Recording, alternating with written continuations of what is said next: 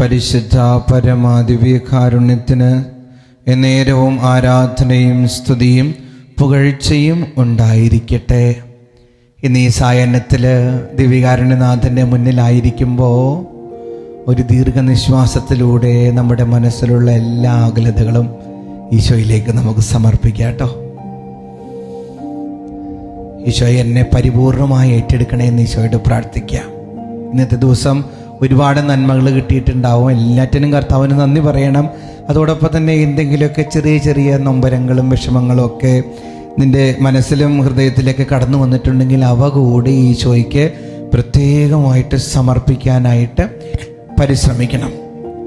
നമ്മുടെ മനസ്സിലുണ്ടായിരിക്കേണ്ട ഒരു ബോധ്യങ്ങളിലൊന്നാണ് സങ്കീർത്തനം 118:8-9.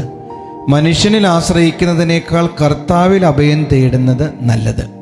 വല്ലാണ്ട് അങ്ങോട്ട് മനുഷ്യനിൽ ആശ്രയിക്കേണ്ട. പഴമക്കാർ പറയില്ലേ, മാമ്പൂ കണ്ടും മക്കളെ കണ്ടും കൊതിക്കണ്ടെന്ന്. അത് വെറുതെ പറയുന്നല്ല, സത്യം. അത് നമ്മൾ വല്ലാതെ അങ്ങോട്ട് മക്കളിൽ അങ്ങോട്ട് ആശ്രയിക്കും, വല്ലാതെ അങ്ങോട്ട് ജീവിത പങ്കാളിയിൽ ആശ്രയിക്കും, വല്ലാതെ അങ്ങോട്ട് മാതാപിതാക്കളിൽ ആശ്രയിക്കും, വല്ലാതെ അങ്ങോട്ട് നമ്മുടെ ബുദ്ധിയെ ആശ്രയിക്കും, വല്ലാതെ അങ്ങോട്ട് സമ്പന്നരെ ആശ്രയിക്കും. മരിച്ചു പോകുന്ന മനുഷ്യരിൽ അങ്ങോട്ട് പരിപൂർണമായി സമർപ്പിക്കരുത്.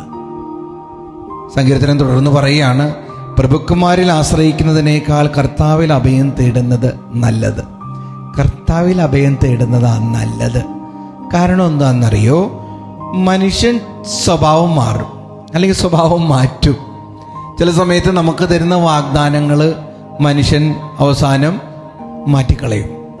ചിലർ പറയും ജീവിതാവസാനം മുഴുവനും ഞാൻ നിൻ്റെ കൂടെ ഉണ്ടാവും, പക്ഷെ അവർ നമ്മളെ ഇട്ടിട്ട് പോകും. ചിലർ പറയും ഞാൻ നിൻ്റെ വളർച്ചയിൽ നിന്നോടൊപ്പം ഉണ്ട്, പക്ഷെ വളർച്ചയിൽ കൂടെ നിൽക്കൂല.